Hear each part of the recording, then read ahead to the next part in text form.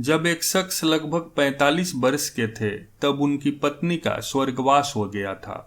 लोगों ने दूसरी शादी की सलाह दी, परंतु उन्होंने यह कहकर मना कर दिया कि पुत्र के रूप में पत्नी की दी हुई भेंट मेरे पास है, इसी के साथ पूरी जिंदगी अच्छे से कट जाएगी। पुत्र जब वयस्क हुआ तो पूरा कारोबार पुत्र के हवाले कर दिया। स्वयं कभी अपने तो कभी दोस्तों के ऑफिस में बैठकर समय व्यतीत करने लगे। पुत्र की शादी के बाद वह और अधिक निश्चिंत हो गए। पूरा घर बहू को सुपुर्द कर दिया। पुत्र की शादी के लगभग 1 वर्ष बाद दोपहर में खाना खा रहे थे। पुत्र भी लंच करने ऑफिस से आ गया था और हाथ मुंह धोकर खाना खाने की तैयारी कर रहा था। उसने सुना कि पिताजी ने बहू से खाने के साथ दही मांगा और बहू ने जवाब दिया कि आज घर में दही उपलब्ध नहीं है। खाना खाकर पिताजी ऑफिस चले गए।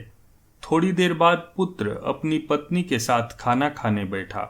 खाने में प्याला भरा हुआ दही भी था। पुत्र ने कोई प्रतिक्रिया नहीं दी और खाना खाकर स्वयं भी ऑफिस चला गया। कुछ दिन बाद पुत्र ने अपने पिताजी से कहा, पापा, आज आपको कोर्ट चलना है। आज आपका विवाह होने जा रहा है।